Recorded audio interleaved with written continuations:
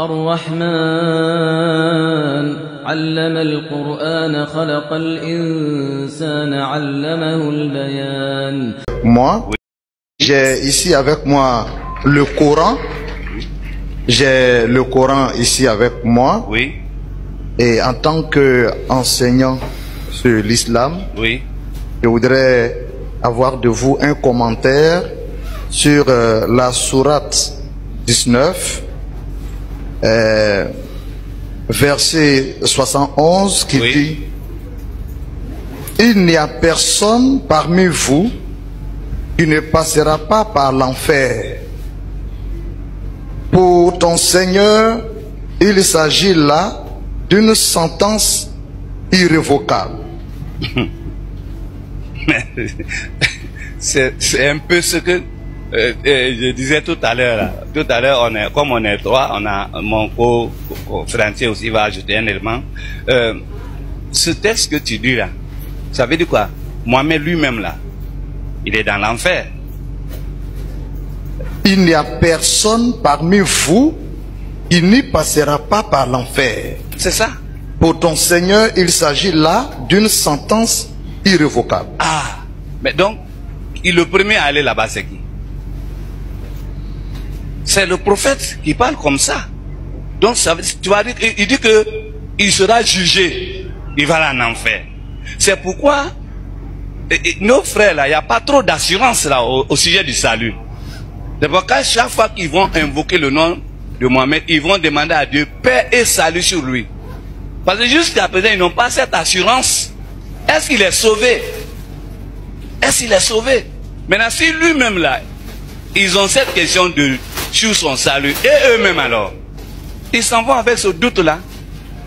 Tu vois? Donc, je vois mon frère a un élément à ajouter aussi, je lui donne le micro. Alhamdulillahi Rabbil Alamin. Vous venez de voir et d'entendre ces pasteurs, ces chrétiens-là déclarer que notre prophète Mohammed est en enfer selon leur compréhension de la sourate 19, 71 à 72.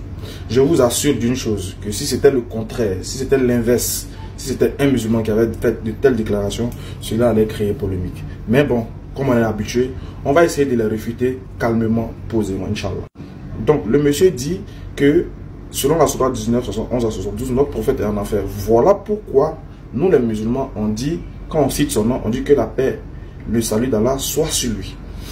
Donc, en d'autres termes, ça veut dire pour lui qu'il n'est pas sauvé.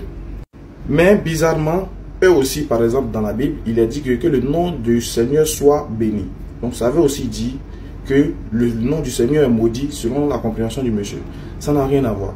Et même les musulmans, quand on dit le nom de Jésus, de tous les prophètes, on dit alayhi salam, que la paix d'Allah soit sur eux, que le salut d'Allah soit sur eux.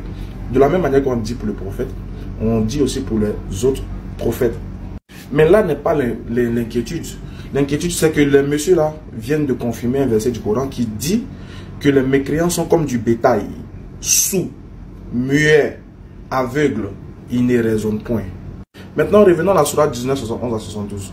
Quand vous voyez des chrétiens citer ce verset-là, c'est qu'ils sont totalement dans le désespoir. C'est le verset du désespoir des chrétiens. C'est qu'ils n'ont plus d'autres arguments face aux arguments que les musulmans ont posés. Et les frères, ça vous dit rien de voir les chrétiens en train de parler du Coran? On doit dire Alhamdulillahi Rabbil Alamin. C'est vraiment important, ça veut dire beaucoup de choses. Mais ce qui est triste, c'est qu'ils viennent de confirmer ce verset-là, que le Coran n'est pas pour eux, c'est pas pour les gens qui ne réfléchissent pas. Les frères, réfléchissez un instant. C'est-à-dire que le Coran, qui est venu gagner les âmes des gens, qui est venu nous rendre musulmans, qui est venu dire aux gens d'être musulmans, qui est venu appeler les gens au paradis, ce même Coran-là dit, vous là, vous allez aller en enfer. C'est-à-dire que le Coran qui est venu pour les musulmans, dit aux musulmans, vous allez aller en enfer. Il dit, est-ce que ça va? C'est comme si vous amenez votre papa à l'hôpital. Et arrivé à l'hôpital, le docteur dit, merci d'avoir envoyé votre père chez moi, dans cette clinique-là. On va prendre soin de lui, on va faire de sorte qu'il ne soit pas vivant. Nous allons nous arranger de sorte que votre père ne soit pas vivant, nous allons lui ôter la vie. Je vous pose la question, est-ce que vous êtes sûr que vous allez continuer, vous allez permettre même au docteur de toucher votre parent? Est-ce que vous êtes sûr que vous allez toujours rester, vous allez passer encore 5 minutes dans cette clinique? Raisonnez un peu. Comment le Coran qui est venu pour nous va nous dire qu'on va en enfer. Intelligence là, vous avez la paresse de l'utiliser, le cerveau. Je vous ai toujours dit, la sourate 19, 71 à 72, lorsqu'un chrétien vous cite ce verset-là, ne vous fatiguez pas à l'expliquer. Parce qu'on a expliqué ça fatigué. On a fait plus de 100 vidéos sur ce même verset-là. On a expliqué, on est fatigué. La seule chose que vous devez faire, chers musulmans, qu'un chrétien vous cite sourate 19, 71 à 72, pour l'amener à être lucide, la seule chose que vous devez faire, c'est ceci. Vous prenez la Bible. Bible, parole de vie. Vous prenez Marc 9, 49. On va lire ensemble. Alors là, on est dans Marc chapitre 9, le verset 49.